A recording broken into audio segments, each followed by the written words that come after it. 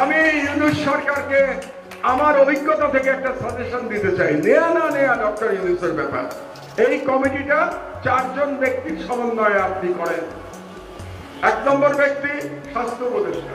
কেন? কারণ যারা আহত তারা সবাই কোনো না কোনো হসপিটালে তারা চিকিৎসাধীন আছে। কাজেই স্বাস্থ্য উপদেষ্টার পক্ষে তাদের তালিকা পাওয়া খুব সহজ এবং কার কি সমস্যা এটা জানা সহজ। সুতরাং স্বাস্থ্য উপদেষ্টা। 2 নম্বর অর্থ উপদেষ্টা ডক্টর সালাউদ্দিন। কারণ তাদের দেশে বিদেশে চিকিৎসা এবং পুনর্বাসনের জন্য টাকা লাগবে। সেই টাকার বিষয়টা অর্থ মন্ত্রণালয়কে দেখতে হবে। কাজে কোঅর্ডিনেশনের জন্য অর্থমন্ত্রী লাগবে। তো স্বাস্থ্য উপদেষ্টা, অর্থ উপদেষ্টা। 3 নম্বর শুনলে আপনার একটু চমকে উঠবে, শিল্প এবং গণপূর্ত উপদেষ্টা। তা আপনারা ভাববেন এর সাথে সম্পর্ক কি?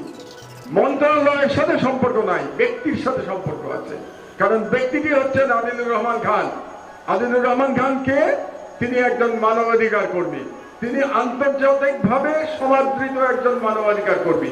আর এই যে চিকিৎসা এবং তাদের পুনর্বাসন, এটা মানবাধিকারের ব্যাপার। কাজে আদিলুর রহমান খানকে এই কমিটিতে লাগবে।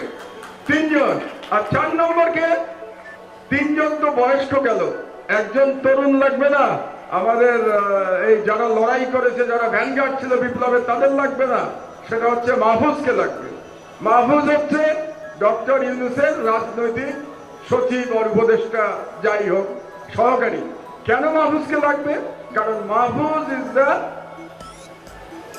চোখ এবং কান ডক্টর ইউনূসের, এবং সে রিপ্রেজেন্ট করে ইয়াং জেনারেশনকে। কাজে মাহফুজকে এই কমিটিতে লাগবে। আমি ডক্টর ইউনূসকে সাজেশন দিলাম, গ্রহণ করা না করা তার ব্যাপার। এই 4 জনের সমন্বয়ে আপনি অনতিবিলম্বে একটা কমিটি গঠন করে দেন।